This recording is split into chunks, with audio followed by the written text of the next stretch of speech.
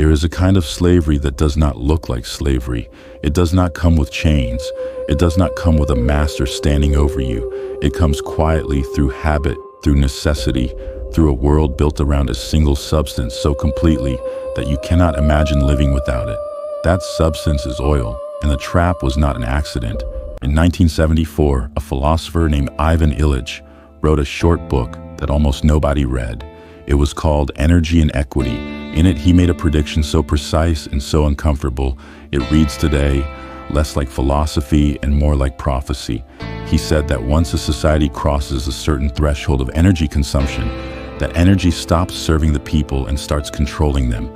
That fuel and industrial power, beyond a certain point, do not liberate human beings. They imprison them. And he said the people who would suffer most would not be the poorest. They would be the people in the middle, the ones who believed they were free because they owned a car, paid a mortgage, and filled up their tank every week without once asking where the money went or who received it.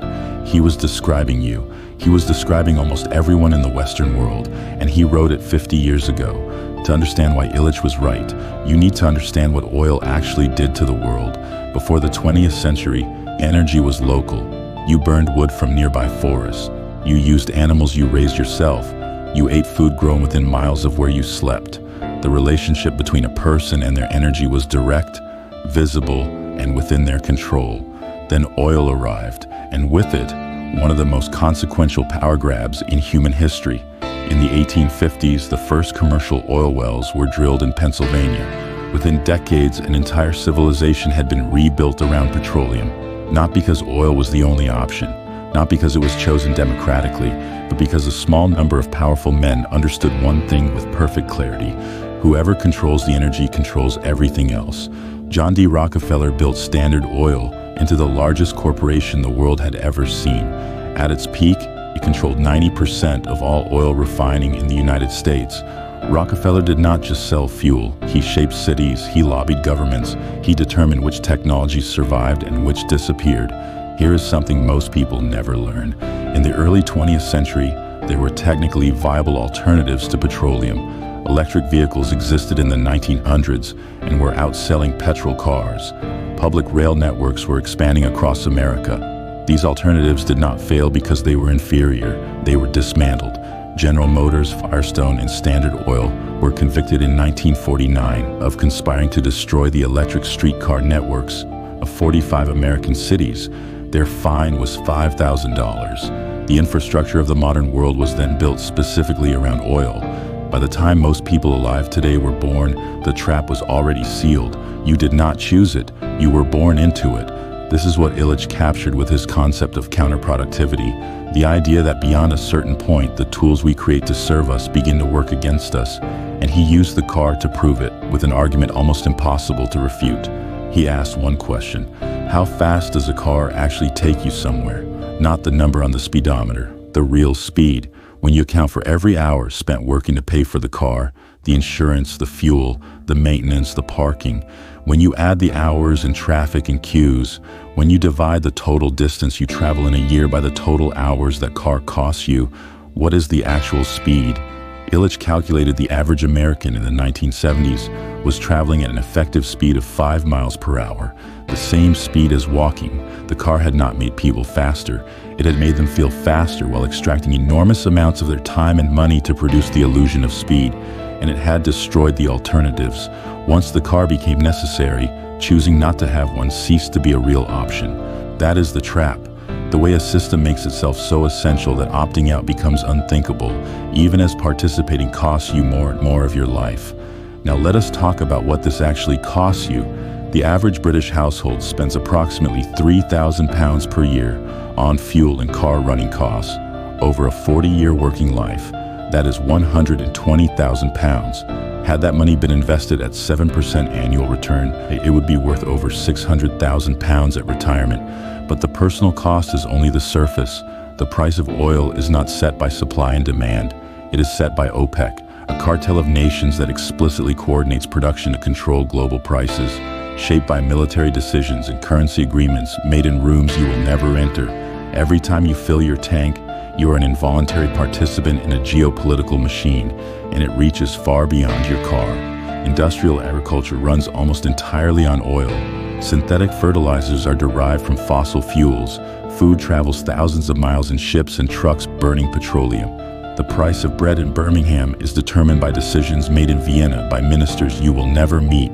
Your food, your heating, your medicine, your clothing, all of it threaded through with oil dependency at every level. This is total economic capture. And Illich's core insight was that none of it was inevitable. It was constructed, which means it can be taken apart. So what do the philosophers tell us to do? Illich called for what he named convivial tools. Tools that remain under the control of the individual, that enhance human capability without creating dependency. His ideal example was the bicycle. It multiplies your range without fuel, without infrastructure, without making you dependent on forces beyond your control. It serves you. It does not own you. Henry David Thoreau arrived at the same conclusion a century earlier. Living in a cabin he built at Walden Pond in 1845, he reduced his costs so radically he only needed to work 6 weeks per year. He wrote that a man is rich in proportion to the number of things he can afford to let alone, not what he owns, what he does not need. Every dependency you eliminate increases your real wealth because it reduces the hours you must sell to someone else. The Stoics understood this 2,000 years before Thoreau. Epictetus, who had literally been a slave, taught that genuine freedom comes from reducing dependency on things outside your control. The more your survival depends on oil prices and decisions made by people you will never meet, the less free you are, regardless of your income. Marcus Aurelius wrote that the object of life is not to be on the side of the majority, but to escape finding oneself in the ranks of the insane. The insanity he meant was the collective agreement to participate in systems that cost us our freedom while convincing us they represent it. So here is what you can do, starting now. First, see the trap clearly. Take any major recurring expense and calculate its true cost, not the monthly payment, the hours of your life required to earn it. Ask what dependency it creates and what alternatives it has closed off. Do this honestly and the mechanism becomes visible. Second, reduce your highest cost dependencies.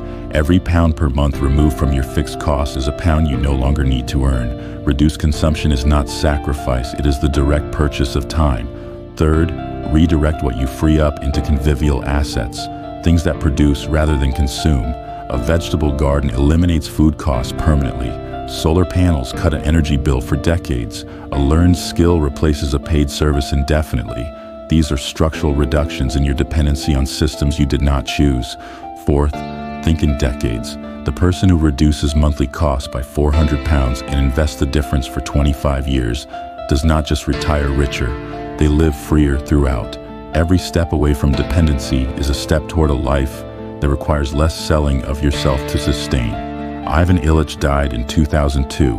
His books never sold in the millions. He spent his life writing precisely about the structures that quietly diminish human freedom, and the world largely did not pay attention. But the trap he described is more complete now than when he wrote about it. The distances have grown, the alternatives have been further eroded, and yet the tools to see clearly have existed for 50 years in Illich, for nearly 2 centuries in Thoreau, and for 2,000 years in the Stoics. They did not give us a conspiracy, they gave us something more useful, a method of clear seeing, a way of measuring what things actually cost, what systems actually do, and what freedom actually means when calculated honestly rather than inherited unexamined. The trap is real. It was built deliberately, but it was built by human decisions, and it can be dismantled the same way, one clear, deliberate choice at a time. That is what philosophy is for, not comfort, not abstraction, seeing clearly when the world has every incentive to keep you blind.